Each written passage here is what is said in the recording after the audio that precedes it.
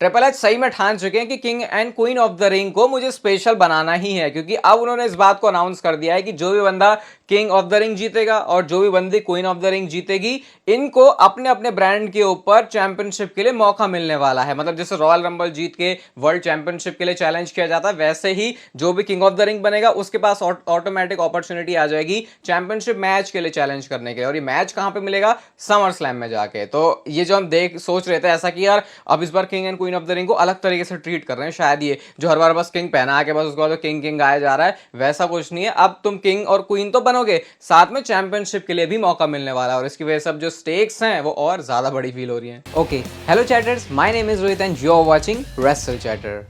Welcome है guys आपका voice of wrestling के एक और नए एपिसोड में। आज तो बहुत सारी अच्छी बातें आपको बताने के लिए, तो वीडियो को पूरा तो जरूर देखना और वीडियो को लाइक जरूर कर देना। सबसे पहले समर स्लैम की अनाउंसमेंट के बारे में बात करते हैं। ये मैं 2024 की समर स्लैम की बात नहीं कर रहा, ना 25 की बात कर रहा हूँ, ये बात है सीधा समर स्लैम 2026 की। तो WWE ने समर स्लैम 2026 को अनाउंस कर दिया है, जो कि होने वाली है 1 अगस्त और 2 अगस्त को। WWE ने समर स्लैम को भी 2 नाइट वाला इवेंट बना दिया है। जैसे अभी रिसेंट टाइम में, रिसेंट तो नहीं वैसे काफी टाइम हो चुका है कि WWE रेसलमेनिया को 2 नाइट्स का करती है, अब इन्होंने समर स्लैम को भी कर दिया है। इसकी जो जगह है वो होने वाली है मिनियापोलिस मिनीसोटा, और ये यूएस बैंक स्टेडियम से होने वाला है। लोग ये बोल रहे हैं कि अरे अभी से इतनी जल्दी से इन्होंने इस चीज को अनाउंस कर दिया। तो ये समर स्लैम मैं सोच रहा हूँ कि तब जाके कितना, मतलब 2 साल और कुछ महीने के बाद की बात है, उतने में तो दुनिया भी बहुत चेंज हो जाएगी। तो बहुत एडवांस में कर दिया अनाउंसमेंट। इतना तो WWE कभी रेसलमेनिया के लिए भी नहीं करती, रूमर्स ही आते रहते हैं। अभी देखो नेक्स्ट ईयर रेसलमेनिया की अनाउंसमेंट अब जाके इन्होंने करी 1 महीना पहले। तो समर स्लैम की ऑलरेडी हो चुकी है बहुत टाइम पहले ही, मतलब 2 साल से भी ज्यादा है, लेकिन इतना है ये समर स्लैम बिल्कुल रेसलमेनिया वाली फील देने वाली है। और इससे इस साल की जो समर स्लैम है उसकी भी वैल्यू ऐसा लग रहा है कि बढ़ गई है थोड़ी सी। और अब हम ये भी एक्सपेक्ट करते हैं कि जो बाकी के शोज हैं जैसे कि रॉयल रंबल, सर्वाइवर सीरीज, शायद WWE इनको भी 2 नाइट्स वाला शो बना सकती है, जैसा हम रूमर्स में सुन भी रहे थे, क्योंकि काफी सारे बिजनेस के हिसाब से चेंजेस कर रहे हैं। तो बताओ आपका क्या रिएक्शन है कि भाई समर स्लैम 2 नाइट्स की होगी? उस टाइम पे ऐसा लगेगा अजीब सा, लेकिन 2 साल बाद की बात है, तब तक थिंग्स भी बहुत चेंज हो चुकी होंगी। देखते हैं क्या होता है, हम क्या कर रहे होंगे, आप क्या कर रहे होंगे। आज की मतलब इस साल की समर स्लैम के ऊपर आ जाते हैं। अब जैसे मैं वीडियो की स्टार्टिंग में आपको बताया कि जो भी बनेगा किंग ऑफ द रिंग का विनर, उसको सीधा चैंपियनशिप के लिए मौका मिलेगा। तो अभी तो वैसे टामा टोंगा और रैंडी ओर्टन का मैच है, और लोग अभी से प्रेडिक्ट करके एज्यूम करके चल रहे हैं कि इस मैच में तो रैंडी ओर्टन ही जीतने वाले हैं। इसका मतलब जो सऊदी अरेबिया में फिर शो होगा, वैसे स्मैकडाउन भी सऊदी अरेबिया से ही है, तो फिर सऊदी अरेबिया में जो king and queen of the ring होगा वहां पे फिर रैंडी ओर्टन और गुंथर का मैच होगा। तो इस हिसाब से अब कौन जीत सकता है? तो अब 2 सिनेरियो लोग लगा रहे हैं कि या तो रैंडी ओर्टन जीतेंगे और फिर उनका मैच कोडी रोड्स के साथ होगा, और ये अनडिस्प्यूटेड चैंपियनशिप के लिए WWE को समर स्लैम में बड़ा मैच मिल जाएगा। और दूसरा गुंथर जीतेंगे और फिर गुंथर और ड्रू मैकिंटायर इस वाले मैच की तरफ WWE जा सकती है। तो इस सिनेरियो से लोग देख रहे हैं। अभी देखो दोनों ही अच्छे ऑप्शन है, लेकिन मैं मतलब अगर मैं सोचूं ना तो मुझे ऐसा लग रहा है कि यार किंग तो गुंथर ही वाइब देंगे, लेकिन मैं रैंडी ओर्टन को देखना चाहता हूं ताकि उनको चैंपियनशिप के लिए मौका मिले। तो मेरी मिक्स सी फीलिंग है यहाँ पे। बताओ आप क्या चाहते हो, कौन जीते? लेकिन जो भी है आउटकम या जो दोनों पॉसिबिलिटी है, होगा सब कुछ बेस्ट ही। और एक ट्वीट में आपको और दिखा देता हूँ थोड़ा और समर स्लैम को हाइप करने के लिए। यहाँ पे क्या एक्सपेक्टेड चीजें हैं समर स्लैम के लिए? सबसे पहले तो रोमन रेंस का अनएक्सपेक्टेड रिटर्न, ये हो सकता है। Cody Rhodes versus Randy Orton, CM पंक वर्सेस ड्रू मैकिंटायर, ये एंगल इसलिए भी है क्योंकि अगर CM पंक फिट नहीं हुए तो फिर शायद ड्रू और गुंथर भी हो सकता है, तो इस हिसाब से दोनों चीजें।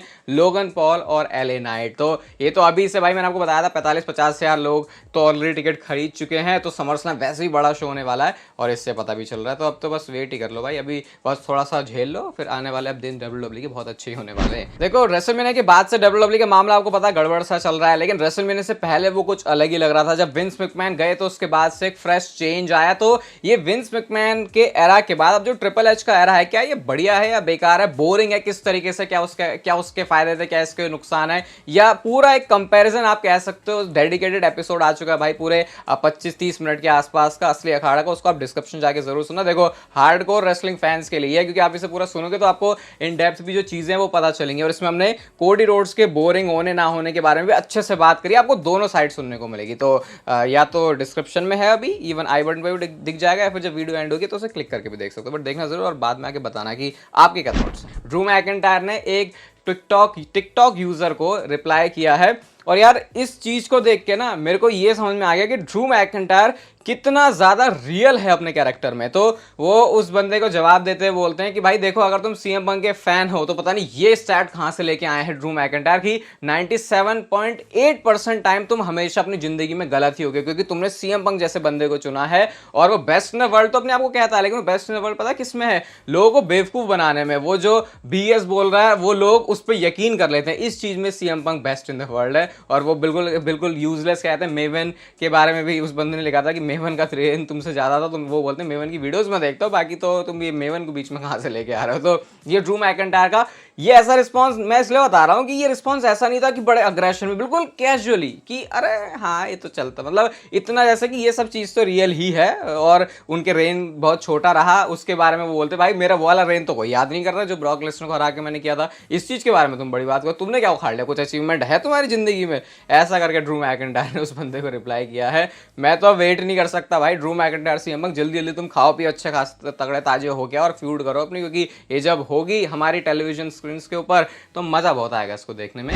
सिस्टर एबिगेल, अंकल हाउडी, ब्रे वायर्ड, इससे रिलेटेड शायद चीजें अब हमारे बहुत नजदीक आ चुकी हैं, क्योंकि सिस्टर एबिगेल का भी जो डेब्यू है, रिटर्न है, क्या बोलूं मैं इसे मुझे नहीं पता।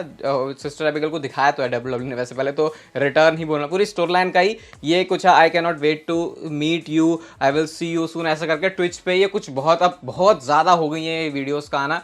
तो अब ये ऐसा माना जा रहा है कि शायद ये जो king and queen of the ring है यहाँ पे ही ये चीज़ों की शुरुआत हो सकती है। बाकी देखते हैं अभी इसमें और आगे क्या प्रोग्रेशन चलती है, क्योंकि आज ज़्यादा मत घसीटो भाई, अब तुम लेके आ जाओ बस, अब ज़्यादा हो गया। वैसे ब्रे वायट का कल जन्मदिन भी था, तो अगर ब्रे वायट होते इस दुनिया में तो वो 37 साल के हो जाते। तो पूरा जो सोशल मीडिया है वो उन्हीं को याद कर रहा था। और मैंने ज़्यादा बात नहीं करता वैसे मैं उसके बारे में, क्योंकि ऐसा लगता है ना कि हाँ पुरानी चीज़ हो चुकी है और अच्छी चीज़ भी नहीं है, लेकिन खैर सेलिब्रेट तो करना चाहिए और इसलिए सोशल मीडिया पर उसको लोग कर भी रहे थे ट्वीट। रे मिस्टीरियो का रिटायरमेंट मैच डोमिनिक मिस्टीरियो के साथ, जहां पर वो अपने मास्क को ऑन द लाइन रखेंगे, तो ये आइडिया खुद एक इंटरव्यूअर रे मिस्टीरियो को देता है और रे मिस्टीरियो बहुत खुश हो जाते हैं कि वाह भाई ये तो एक परफेक्ट सिनेरियो हो सकता है मेरा रिटायरमेंट होने का, क्योंकि मेरे लिए सबसे ज्यादा जो चीज वैल्यू करती है वो मेरा मास्क ही है। तो अपने बेटे के सामने अपने रिटायरमेंट मैच में अगर मैं मास्क को ऑन द लाइन रखता हूं तो ये एक परफेक्ट सिनेरियो होगा, ऐसा रे मिस्टीरियो का कहना है। और पता है डोमिनिक ने भी अभी रिसेंटली एक स्टेटमेंट दी जहां पे वो बोलते हैं कि रेसलमेनिया 39 के बाद जब रे और डॉम का मैच हुआ था, एक फैमिली डिनर के लिए इन्विटेशन मिला था मुझे, लेकिन मैंने सिंपली ये बोला भाई उस बंदे को, पहले गाली बक के बोला उन्होंने अपने बाप को कि यार उसको मैंने अभी भी हरा, मैं उसके साथ डिनर करूंगा, ऐसा तो मैं बिल्कुल भी नहीं करने वाला। तो मैं तो अपने अलग चला गया स्ट्रीट हॉट डॉग के लिए और मैंने बस उसको एंजॉय किया। तो लोग ये बोल रहे हैं कि यार हमको अगर ऐसा आज से 4-5 साल बाद जाके पता चले कि डोमिनिक मिस्टीरियो कभी कैरेक्टर में था ही नहीं, वो एक्चुअल में ही वैसा था, तो ये कितना फनी हो जाएगा। तो लोग ये कह रहे हैं कि केफेब को अलाइव रखा है किसी बंदे ने आज, तो वो डोमिनिक मिस्टीरियो ही है। और ये चीज़ देख के अंडरटेकर बहुत ज़रूर खुश होंगे। जो पुराने वाले रेसल चैटर के लोग हैं उनको पता ही होगा कि मैंने अंडरटेकर का नाम यहाँ पे क्यों लिया है। नेक्स्ट हम बात करते हैं लोगन पॉल के बारे में। तो लोगन पॉल के ऑफिशियली 200 दिन हो चुके हैं एज यूनाइटेड स्टेट्स चैंपियन और इसको सेलिब्रेट किया जा रहा है। और लोग और डब्ल्यूडब्ल्यू लोगों से पूछे कि क्या Logan Paul greatest US champion है ऑफ ऑल टाइम।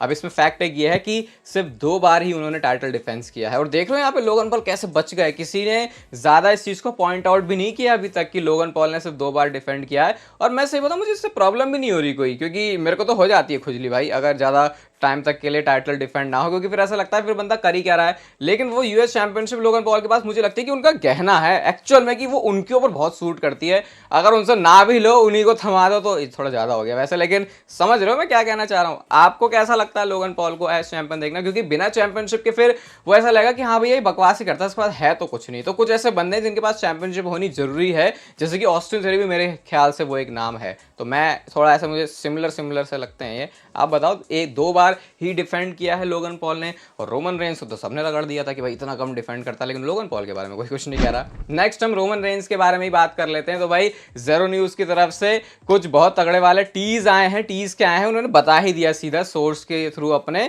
और ये आपको और एक्साइटेड कर देगा रोमन रेंस के रिटर्न के लिए। वो लिखते हैं कि प्रोडक्शन जो रोमन रेंस जिस फिल्म के प्रोडक्शन में अभी हैं वो नेक्स्ट वीक जो है खत्म हो जाएगी। His return will be announced very soon, expect him back sooner then we all think, यानी जैसा कि हम सोच रहे हैं उससे पहले ही रोमन रेंस वापस आ जाएंगे, और मतलब इवन समर स्लैम से पहले भी। और वो कैसे? क्योंकि उसके बाद वो एक और ट्वीट में बोलते हैं कि जब मैं कह रहा हूं कि अनाउंस करेंगे रोमन रेंस का रिटर्न, तो शायद डब्ल्यूडब्ल्यूई ऐसे कर सकती है कि रोमन रेंस रिटर्न करने वाले हैं और वो उसको ऐसे पहले से बोले, लेकिन ऐसा नहीं होगा कि वो नेक्स्ट वीक ही आ जाएंगे। उसको डब्ल्यूडब्ल्यूई कुछ इस तरीके से दिखाएगी। और जब एक बंदा उनसे पूछता है कि क्या ये जगह समर स्लैम होने वाली है, तो वो लिखते हैं क्या पता इससे पहले भी। तो इसका मतलब तो अगर हम इस सोर्स के ऊपर पूरा यकीन करें, जो कि देखो सही भी हो सकता है गलत भी हो सकता है, क्योंकि ऐसा नहीं है कि ये जो बोल रहे हैं वो अभी प्लान्स में है, फिर उसके बाद वो प्लान चेंज भी हो जाता है, क्योंकि ये रोमन रेंज जैसी सिचुएशन है तो भाई यहाँ पे तो प्लान बहुत ज़्यादा चेंज होते रहते हैं, जैसा उनको सही लगता है उस हिसाब से चलते हैं। तो फिर अगर ऐसा है तो समर स्लैम से भी पहले हो सकता है रोमन रेंस वापस आ जाएं। तो ये जब होगा तो ऑब्वियसली फिर वो तो एक बड़ा मोमेंट होने ही वाला है, क्योंकि उससे जो स्टोरी लाइन है वो दोबारा से और ज़्यादा ब्लड लाइन के लिए इंटरेस्टिंग हो जाएगी। नेक्स्ट और फाइनल स्टोरी है आज की ब्रॉक लेसनर के बारे में। तो क्या ब्रॉक लेसनर कब रिटायर होने वाले हैं वो ऑलरेडी पता चल चुका है। तो अगर आपने मेरे शब्दों के ऊपर इस वीडियो में अच्छी तरीके से ध्यान दिया होगा तो समर स्लैम है मिनियापोलिस मिनीसोटा से। और आपको ये भी याद होगा कि रेसलमेनिया 41 के लिए अभी तो वो लास वेगास में हो रही है, लेकिन सबसे आगे जो कंटेंडर था वो मिनियापोलिस मिनीसोटा था, लेकिन वो लोकेशन वो जगह तो कंफर्म हो नहीं पाई। बट अब ये जगह समर स्लैम के लिए हो चुकी है और डब्ल्यूडब्ल्यूई की हिस्ट्री का बिगेस्ट समर स्लैम ये होने वाला है, क्योंकि ऑब्वियसली ये 2 नाइट्स का है। तो शायद ये वो जगह होगी जहां पर ब्रॉक लेसनर अपना रिटायरमेंट करेंगे, क्योंकि इनिशियली प्लान्स में यही था कि ये जगह है जहां पर ब्रॉक लेसनर के रिटायरमेंट को डब्ल्यूडब्ल्यूई प्लान कर रही है। तो अभी तो वैसे ब्रॉक लेसनर का वापस आना, उसके बाद अपनी एक फ्यूड में आना और उसके बाद फिर रिटायरमेंट तक जाना, लेकिन अच्छी बात यहाँ पे ये कि चलो रिटायरमेंट वाली चीज बोल तो है ब्रॉक लेसनर के बारे में, लेकिन अभी उसको होने में बहुत टाइम है और उसके अंदर ब्रॉक लेसनर स्टोरी लाइन के अंदर बहुत कुछ दे सकते हैं। और ट्रिपल एच ने बोल के हमारे सबकी आत्माओं को शांति तो नहीं, आत्माओं को ठंडक नहीं, क्या बोलना चाहिए, मतलब थोड़ा सा रिलीफ दे दिया हमको कि ब्रॉक लेसनर वापस तो जरूर आएंगे, क्योंकि वो सिर्फ छुट्टी पर ही है, ब्रॉक बीइंग ब्रॉक। तो जब ये चीज़ होगी तो उसको देखने में मजा आएगा। अभी तो बहुत सारे रिटर्न वैसे पेंडिंग पड़े हैं, तो जब ये होंगे तो फिर मजा आ जाएगा अलग। और अगर आपको इस वीडियो को देखने में मजा आए तो भाई वीडियो को लाइक जरूर कर देना, चैनल को सब्सक्राइब कर दो ऐसी और वीडियोज़ के लिए। और तब तक फिर लेते रहो जिंदगी के मजे।